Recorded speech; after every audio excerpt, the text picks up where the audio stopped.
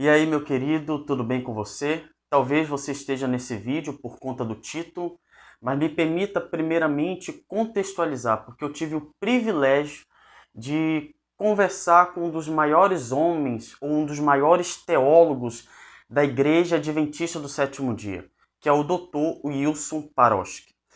Aqui na minha cidade, sábado passado, teve uma programação feita no Catre Coqueirão, onde estávamos comemorando os 10 anos da MPA. E aí o Dr. Wilson Paroski, ele foi convidado para trazer uma palestra e ele dividiu essa palestra em duas partes. E qual era o tema dessa palestra? Era tratar sobre a natureza de Cristo, com uma natureza pré-lapsariana ou pós-lapsariana. O que quer dizer esses dois termos? Esses dois termos são utilizados ali na linha teológica para exemplificar qual natureza Cristo veio. A pré-lapsariana vai dizer que Cristo veio com uma natureza de Adão antes da queda. A pós-lapsariana vai dizer que Cristo veio com a natureza de Adão pós-queda. E aí o Dr. Wilson Paroski falou um pouco de uma linha teológica que há dentro da Igreja Adventista. Na realidade, é um grupo de pessoas que são conhecidos como os perfeccionistas. O que quer dizer esse grupo? São aqueles que dizem que o cristão ele pode viver uma vida sem pecado antes da glorificação. Ou seja, antes de você morrer ou antes de fechar a porta da graça, você pode ter uma vida sem nenhum tipo de pecado.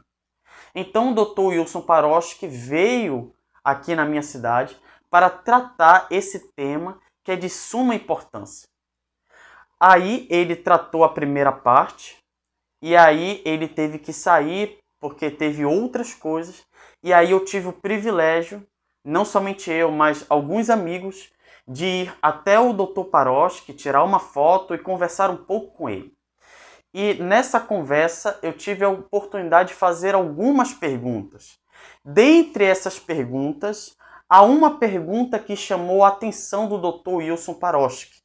E ele me pediu que quando ele retornasse para dar continuidade à sua palestra, a segunda parte da palestra, no final ele iria me chamar para que eu fizesse essa pergunta para ele responder, porque possivelmente poderia ter ali naquele auditório algumas pessoas que tinham essa dúvida. Então, você vai ficar com essa parte do vídeo e depois nós iremos retornar para eu dar a explicação do Dr. Wilson Paroski em relação ao texto do Espírito de Profecia. Os justos devem viver à vista de um Deus santo sem intercessor. Então, após o fechamento da porta da graça, os justos irão pecar? Como vocês viram, aí eu tive a oportunidade de fazer a pergunta para o Dr. Wilson Paroski, mas infelizmente o meu amigo chamado Eric, que ficou responsável por gravar não apenas a minha pergunta, mas a resposta, infelizmente ele apenas gravou a pergunta e ignorou a resposta do Dr. Wilson Paroski. Mas por meio desse vídeo eu vou tentar aqui expor para vocês qual foi a resposta do Wilson Paroski em relação ao texto do Espírito de Profecia que se encontra no livro O Grande Conflito, capítulo 39, que vai tratar acerca do tempo de angústia. E eu vou ler a primeira parte e logo após vem a explicação.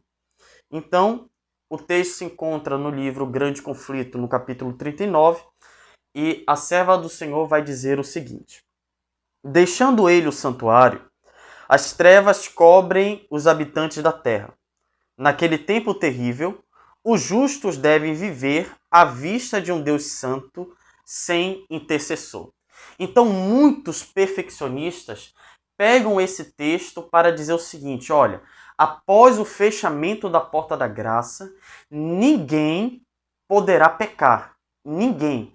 Haverá uma classe de pessoas em que eles serão altamente perfeitos. Eles não irão cometer pecado algum.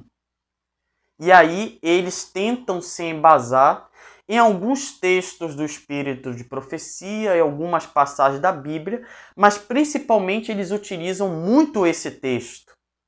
Só que aí, meus irmãos, nós precisamos entender um pouco, primeiramente, da natureza do ser humano e depois analisar o contexto em que esse texto foi escrito. Primeiro, nós sabemos que o ser humano, ele nasce no pecado. O próprio texto de Salmos, capítulo 51, Salmo 51, o próprio Davi reconhece que ele nasce com uma natureza pecaminosa. Quando você vai para os textos paulinos, você percebe que a teologia do apóstolo Paulo está centrada no pecado. Como assim? Paulo ele vai mostrar para os cristãos que eles têm uma natureza pecaminosa e foi por isso que Cristo veio a esse mundo para salvá-los do pecado. Ou seja, Cristo veio a esse mundo para nos salvar, para nos conceder a oportunidade da vida eterna, da salvação. Mas tudo isso ocorre por conta da nossa natureza pecaminosa. Não é à toa que o apóstolo Paulo, em Romanos, se não me falha a memória, no capítulo 3, Paulo vai dizer que não havia nenhum justo, nenhum sequer. Todos se desviaram, todos quebraram a lei. E mais, Paulo vai dizer o seguinte: porque o salário do pecado é a morte. Ou seja, se você morre, por que você morre? Porque você é o pecador. Você nasce com uma natureza pecaminosa.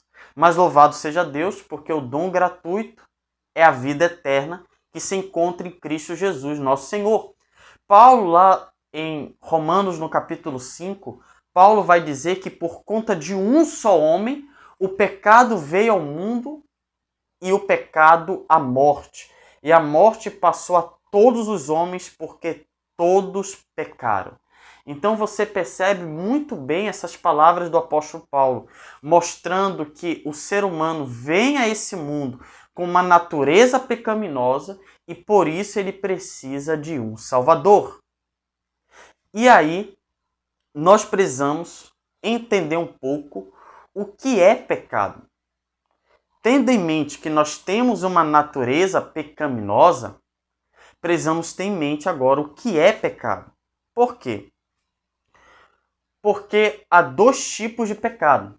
Tem o pecado deliberado e tem o pecado aonde a pessoa cai, mas é por um deslize. Há esses dois tipos de pecado. Ou seja, o que é o pecado deliberado? É o pecado que você tem o conhecimento de que aquilo é errado, você sabe que aquilo não agrada a Deus, mas mesmo assim você faz. Então isso é o pecado deliberado, é você gostar do pecado. Outra coisa é o pecado por deslize, às vezes por pensamentos, por palavras, por ações. Então há esses dois tipos de pecado. O que vai diferenciar o crente é apenas uma única coisa. Porque o ímpio, ele ama o pecado. O crente, ele abomina o pecado. Ele tem nojo do pecado. Ele despreza o pecado. Ele pode até cair, mas ele tem nojo do pecado. Ele reconhece que ele precisa de Cristo para ser salvo. Não é à toa que a perfeição cristã está centrada em Cristo. Eu só posso ser perfeito em Cristo. Todo aquele que está em Cristo, nova criatura é. Ou seja, é uma luta constante contra o pecado. Agora, como entender esse texto de Ellen White? Bom, como eu disse para vocês no início do vídeo, o capítulo 39 vai tratar um pouco do tempo de angústia, a angústia de Jacó.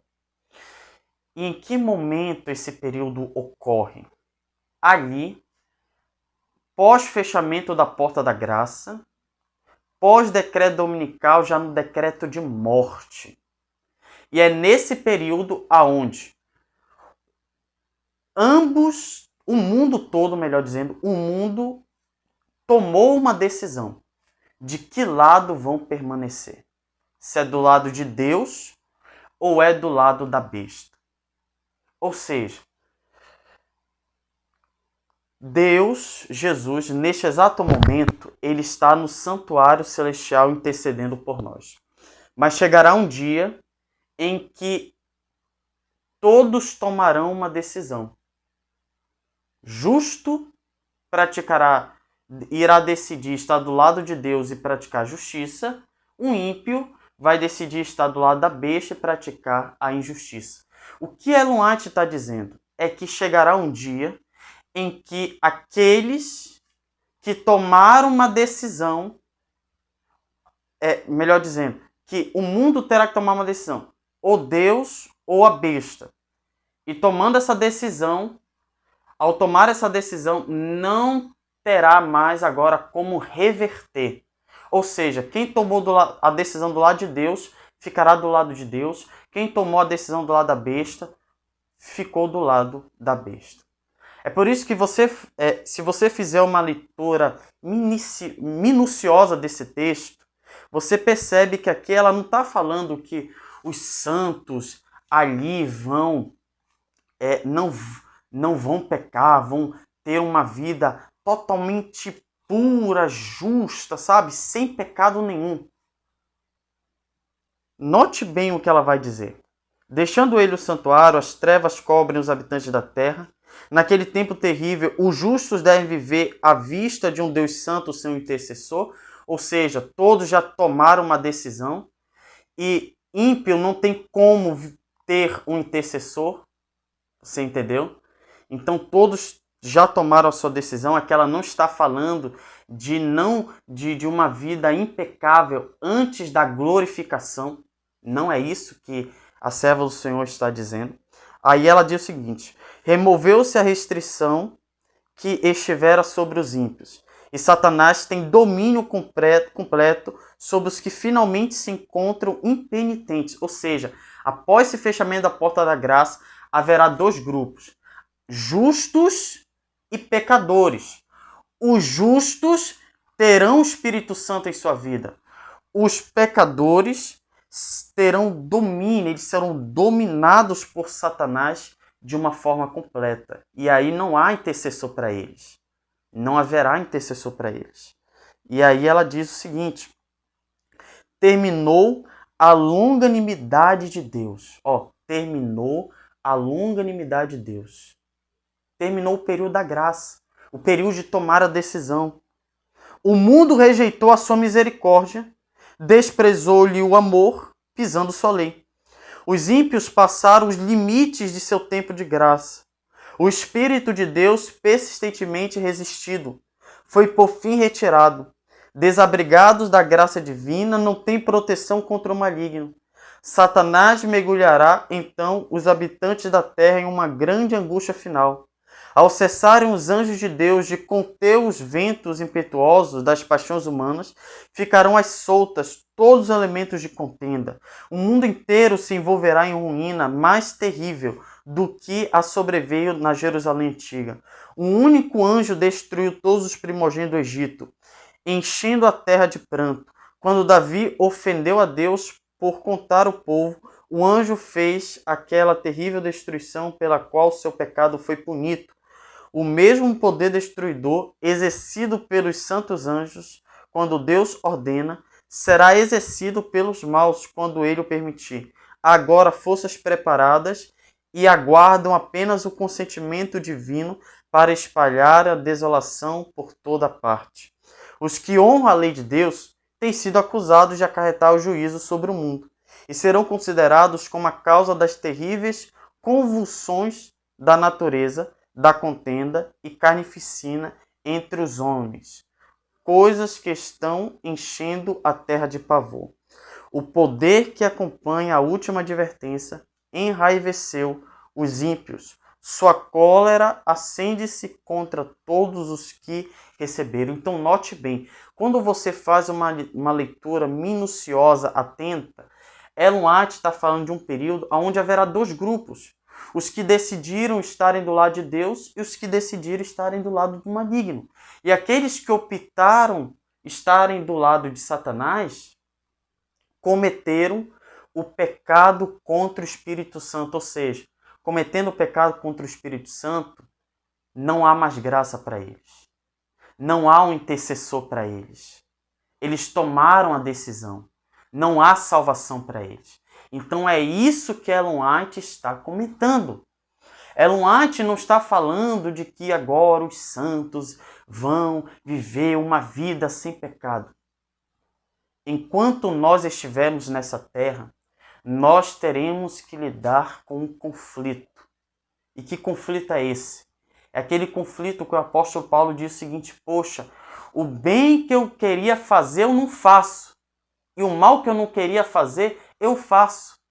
E aí Paulo vai dizer, é por isso que eu esmurro meu corpo. Ou seja, Paulo está dizendo, é por isso que eu luto contra a minha carne. Meus queridos e amados irmãos, todos aqueles que estiverem nesse mundo terão que lutar contra a sua natureza carnal.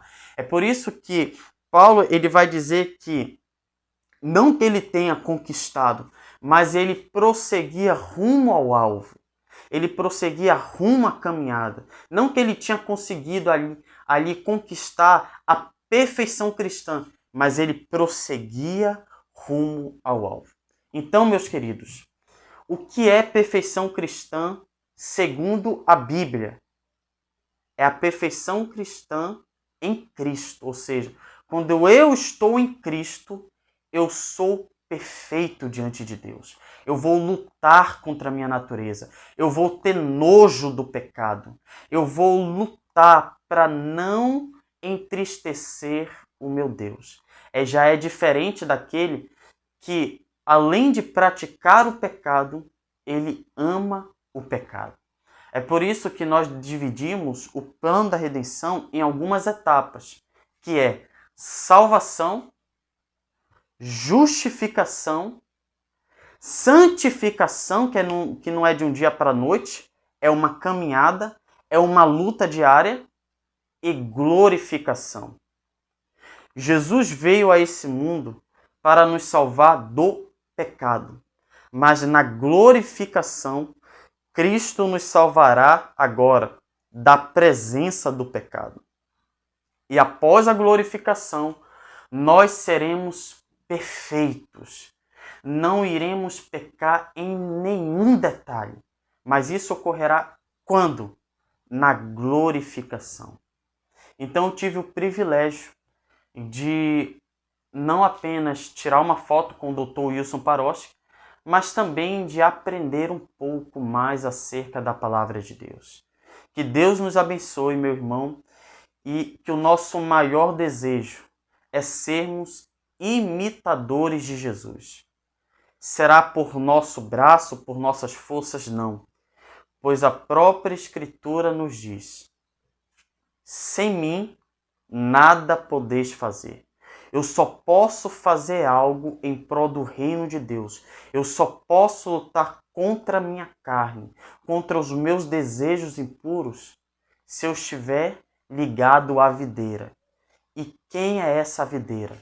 Jesus Cristo, nosso Senhor e Salvador. Você quer vencer o pecado? Quer vencer a sua carne? Quer lutar contra essa sua natureza caída? Esteja conectado 24 horas ou todo o seu dia com Jesus. Porque somente em Cristo nós poderemos obter a vitória sobre o pecado. Que Deus te abençoe.